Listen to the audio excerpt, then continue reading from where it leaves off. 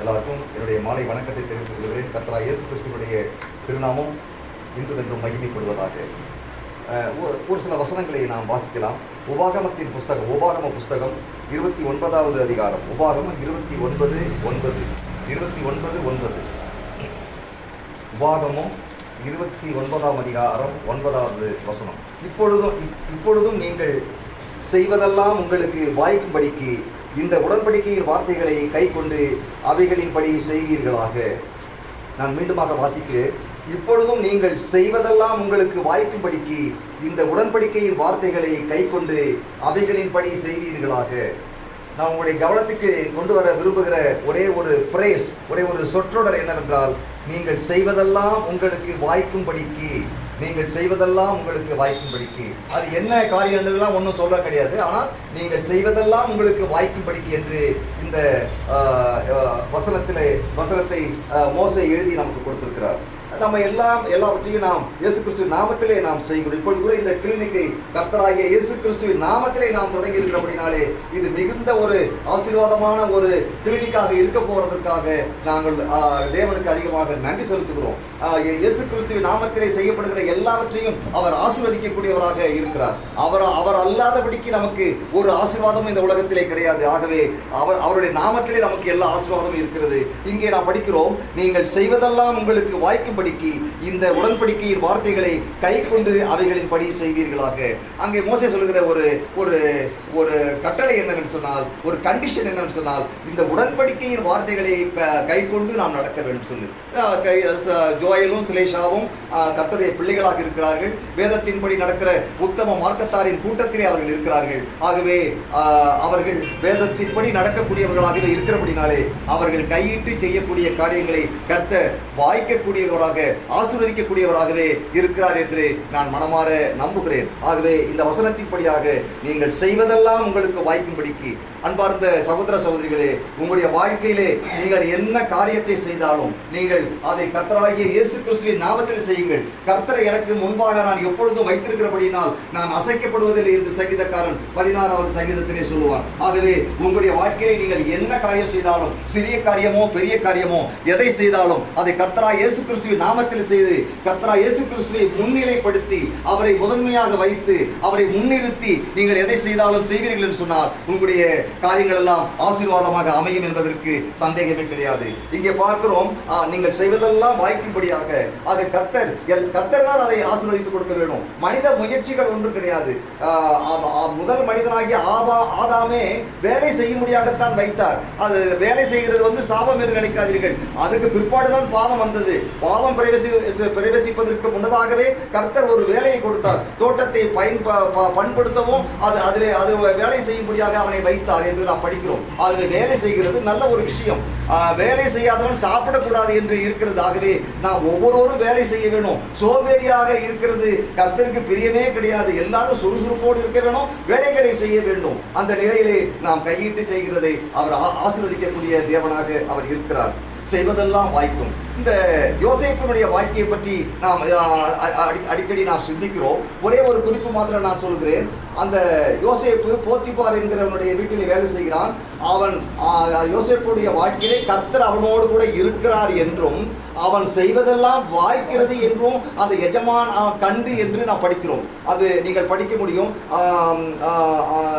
ஆதியாகம புஸ்தகம் 39வது அதிகாரம் 4வது வசனம் என்று நினைக்கிறேன். அது பாருங்கள். படிங்க. கர்த்தர் அவனோட இருக்கிறார் என்றும் அவன் செய்கிற யாவையும் கர்த்தர் வாய்க்க பண்ணுகிறார் என்றும் அவன் எஜமான் கண்டு யோசேப்பிடத்தில் தயவுள் வைத்து அவனை தனக்கு ஊழியக்காரனும் தன் வீட்டுக்குண்டான யாவற்றையும் அவன் கையில் ஒப்புவித்தான். அந்த போத்திபார் அப்படி செய்யறான். அதுக்கப்புறம் அந்த பார்வோன் ராஜாவும் அப்படிப்பட்ட ஒரு நிலைமையில அவனை உயர்த்துகிறதை நம்ம பார்க்கிறோம். ஆக கர்த்தர் முக்கியமான ஒரு விஷயம், கர்த்தர் அவனோடு கூட இருக்கிறார் என்றும் அவன் செய்வதெல்லாம் வாய்க்கிறது என்றும் அவனுடைய எஜமான் பார்க்கிறான். இதெல்லாம் அடுத்தவன் சொல்றான். அதனால நாம விசுவாசிகளாக நாம சொல்றது கிடையாது கர்த்தர் இருக்கிறாருன்னு சொல்லி. மற்றவங்க சொல்லணும், ஏதோ இவங்க வந்து கிறிஸ்தவங்க, கர்த்தர் அவங்களோட கூட இருக்கிறாங்க அப்படின்னு சொல்லிட்டு. அதனால நம்முடைய காரியங்கள் எல்லாம் வாய்க்கும்படியாக நாம் இருக்க வேணும். அந்த யோசேப்பினுடைய வாழ்க்கையிலே பரிசுத்தம் இருந்தது. பிசினஸ் நம்ம செய்கிறோம், அதுல வந்து ஒரு நேர்மை நாம் கடைபிடிக்க வேணும். வருகிறவர்களை அன்போடு கனிவோடு நாம் நடத்த வேண்டும். அவர்களை எதுவும் கடினமாக பேசக்கூடாது. பட்சமாக நடத்தி அவர்களுக்கு வைத்தியம் செய்து அவர்களுக்கு கூடுமானால் கிறிஸ்துவை பற்றியும் அறிவிக்க கூடுமானால் அறிவித்து, அவர்களெல்லாம் அறிவிக்க முடியாது. ஏனென்றால் பாலிடிக்ஸும் ரிலிஜனும் அங்கே பேசவே கூடாது. நம்ம நாட்டில் அந்த அளவுக்கு இன்னும் மோசமாக போகல. ஆகவே கூடுமானால் வைத்தியெல்லாம் முடிச்சு இயேசு உங்களை நேசிக்கிறார்ங்கிற வார்த்தையை கூட சொல்லி அவர்களை அனுப்பலாம். ஆகவே இது ஒரு ஆசீர்வதிக்கப்பட்ட ஒரு இடமாக, ஆசீர்வதிக்கப்பட்ட ஒரு சூழலாக இது இருக்க வேணும். உங்களுக்கு வேலை செய்கிற சிலேஷாவுக்கும் ஒரு வேலை அசிஸ்டன்ட் எல்லாம் கூட சிலேஷா வச்சு நடத்தலாம். ஆகவே எல்லாருக்கும் அப்படிப்பட்ட கிருபைகளை கர்த்தர் கொடுக்க வேணும். ஆக அந்த எஜமான் போத்திபார் என்ன செய்கிறான்?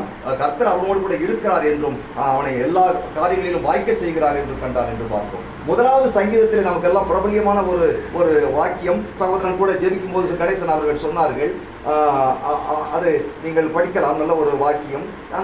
இந்த முதலாம் சங்கீதம் துன்மார்க்கர் அப்புறம் வந்து ஆசீர்வதிக்க பாக்கியவான் இவர்களை பற்றின ஒரு காரியம் தான் சொல்லப்பட்டிருக்கிறது. எபிரேய கவிதை எல்லாம் ஒன்று சொல்லிட்டு அதுக்கு நேர் எதிர்மறையாக ஒன்று சொல்லுவாங்க. அப்படிப்பட்ட நிலைமையிலே சங்கீதங்கள் நீதிமொழியுடைய புஸ்தகத்தில் வருகிறதை நீங்கள் பார்க்க முடியும். ஆக இங்கே வந்து துன்மார்க்கரை பற்றி சொல்லி அதுக்கப்புறம் பாக்கியவானுடைய நிலைமையை பற்றி சொல்லுகிறதை நீங்கள் பார்க்க முடியும். துன்மார்க்கர் யாரு, பாக்கியவான் யார் என்றெல்லாம் சொல்லி அந்த பாக்கியவானுடைய நிலைமையெல்லாம் சொல்லி, கர்த்தருடைய வேதத்தில் பிரியமாக இருந்து இரவும் பகலும் அவருடைய வேதத்தில் தியானமாக இருக்கிற மனுஷன் பாக்கியவான். அவன் நீர்க்கால்களின் ஓரமாய் நடப்பட்டு தன் காலத்தில் தன் கனியை தந்து இலையுதிராதிருக்கிற மரத்தை போலிருப்பான். அவன் செய்வதெல்லாம் வாய்க்கும்.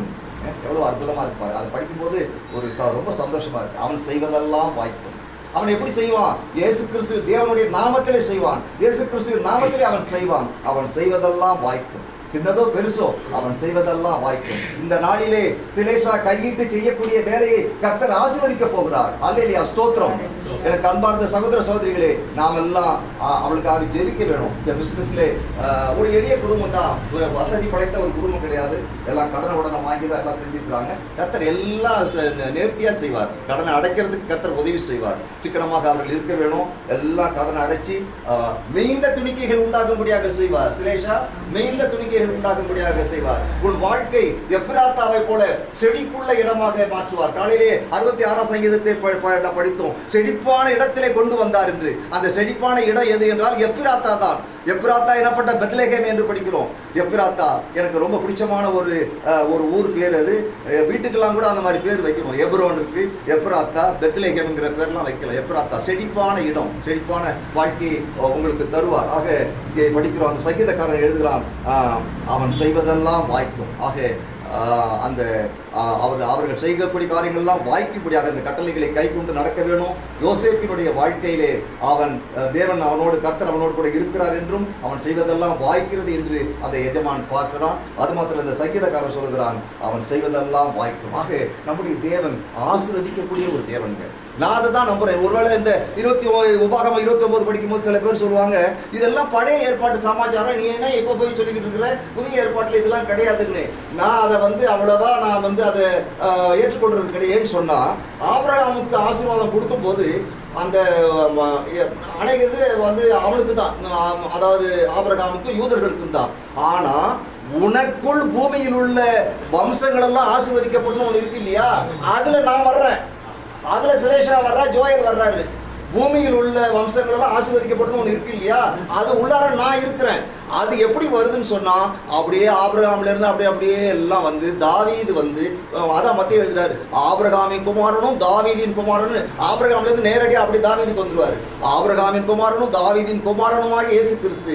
அந்த இயேசு கிறிஸ்து வழியாக நாமெல்லாம் ஆசீர்வதிக்கிறோம். கலாத்தியர் 3:16 அந்த சந்ததி கிறிஸ்துவே, அநேக சந்ததிகள் என்று சொல்லாதபடிக்கு அந்த சந்ததி கிறிஸ்துவை என்று பவுலடியார் எழுதுகிறார். ஆக கிறிஸ்துவுக்குள்ளாக தேவனுடைய வாக்குத்தத்தங்கள் எல்லாம் இயேசு கிறிஸ்துவுக்குள் ஆம் என்றும் ஆமென் என்று இருக்குது. அதனால வாக்குத்தத்தங்கள் நமக்கு இல்லைன்னு கிடையாது, நமக்கு இருக்குது. ஆனா முதலாவது நம்ம தேட வேண்டியது ஆவிக்குரிய ஆசீர்வாதம் தான். முதலாவது ரட்சிப்பு, முதலாவது ஆன்மீக ஆசீர்வாதம். பிற்பாடு அவர் எல்லாம் கூட்டி கொடுப்பார். அப்படியெல்லாம் இந்த குணசீல பாண்டிச்சேரியில் குணசீலன் ஆபிரகாம்னு ஆல் இண்டியா ரேடியோவில் ஒர்க் பண்ணிட்டு இருந்தார். அவர் இங்கிலீஷ் ரொம்ப அருமையாக பேசுவார். அவர் இந்த மத்திய 6:33 சொல்லும்போது ரொம்ப அழகாக சொல்லுவார்.